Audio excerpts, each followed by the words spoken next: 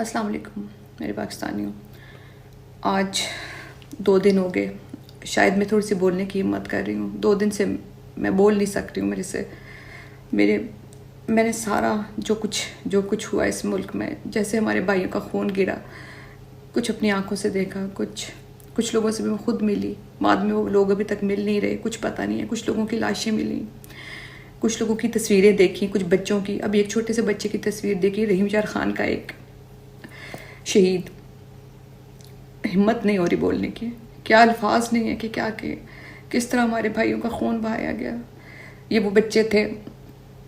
ان بچوں کو شاید ہم نہ اچھی تعلیم دے سکے اپنے ملک میں، نہ ہم ان کو کوئی IT ایکسپرٹ بنا سکے، نہ ہم نے کوئی اور بڑی سکل دی، نہ ان کو کوئی ایسے مواقع دیے کہ وہ اچھے روزگار کما سکے جیسے دوسرے ملکوں کی حکومتیں دیتی ہیں. کچھ بھی نہیں دے سکے. ایک خواب ان بچوں نے دیکھا. کبھی ہم نے ان کو کشمیر کی جنگ میں جھونکا، کبھی افغانستان کی جنگ میں جھونکا، کبھی ان کے مدرسوں پہ ڈرون ہم لے کر آئے گئے.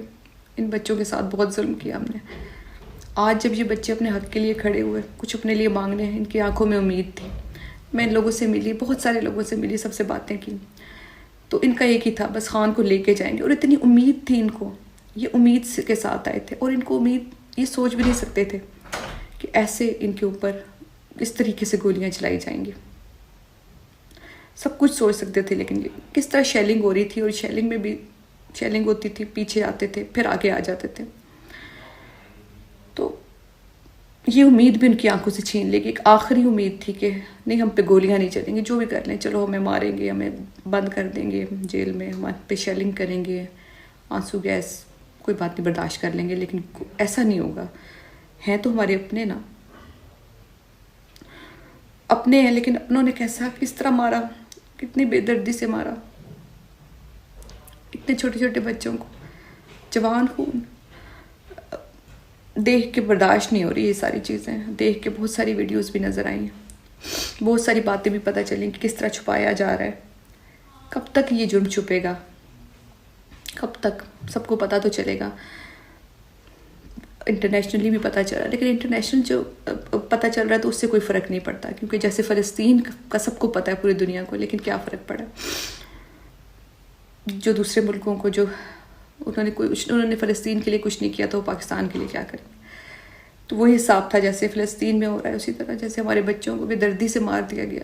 بے دردی سے. وہ کچھ مانگنے نہیں آئے تھے. آپ ان کو تھوڑی دیر دیکھتے، شیلنگ کرتے، وہ تھک جاتے، وہ واپس چلے جاتے. زیادہ سے زیادہ ان کو قتل کرنے کی ضرورت نہیں تھی، ان ماؤں کی گود اجاڑنے کی ضرورت نہیں تھی.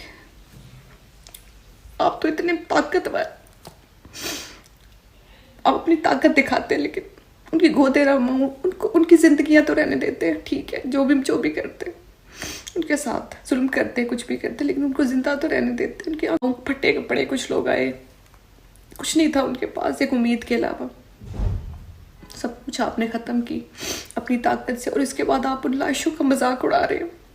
اتنے بڑے بڑے صحافی، میں ان کی ٹویٹس دیکھ رہی ہوں.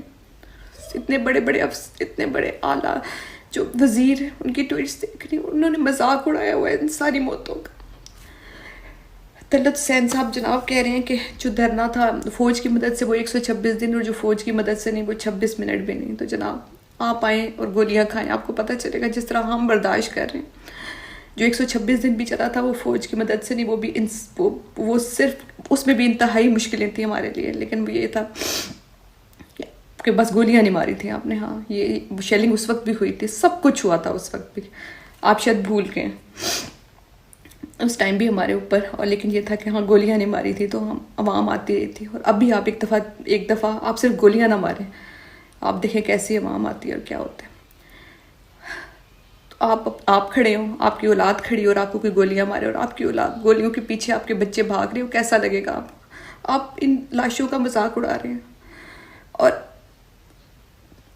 کہ آپ بھول گئے ہیں کہ ٹھیک ہے، کوئی آپ نہیں سن رہا. امریکہ بھی آپ کے ساتھ ہے، ہر ملک آپ کے ساتھ ہے، سب آپ کو سپورٹ کر رہے ہیں، تبھی تو یہ ہو رہا ہے. لیکن کیا اللہ نہیں دیکھ رہا؟ کہیں نہ کہیں سے تو وہ حساب دے گا نا. ایسا تو نہیں ہے نا کہ وہ حساب دے گا ہی نہیں، حساب لے گا ہی نہیں.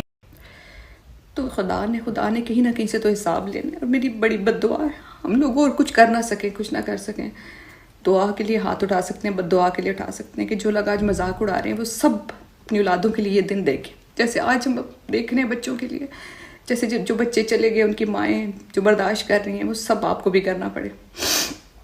کس طرح بات دوسری آ جاتی ہے کہ کون آیا کون نہیں آیا، یہ بات ابھی غیر ضروری ہے، بات صحیح ہے، ابھی بات کرنے کی ضرورت نہیں ہے اس پہ.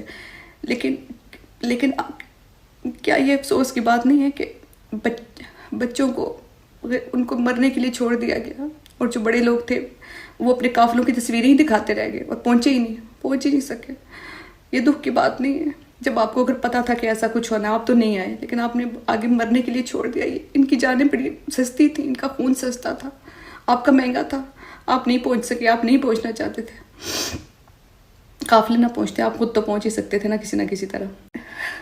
جس طرح ایک APS کا واقعہ ہوا تھا، لیکن وہ واقعہ تو وہ تو دشمن نے کیا تھا، یہ واقعہ تو یہ تو اپنوں نے کیا. اور کس کے ساتھ کیا؟ ایک اپنی خواہش، اپنا حق مانگنے کے لیے آئے لوگ، کوئی انتشار نہیں، کچھ نہیں.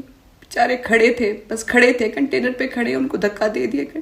کیا کر لیتے وہ؟ ان کے ہاتھ میں تو کچھ بھی نہیں تھا. 4 دن 10 دن بیٹھ بھی جاتے تو کیا کر لیتے؟ کچھ بھی نہیں کر سکتے تھے. آپ تو بہت طاقتور، لیکن آپ نے اپنی طاقت دکھائی.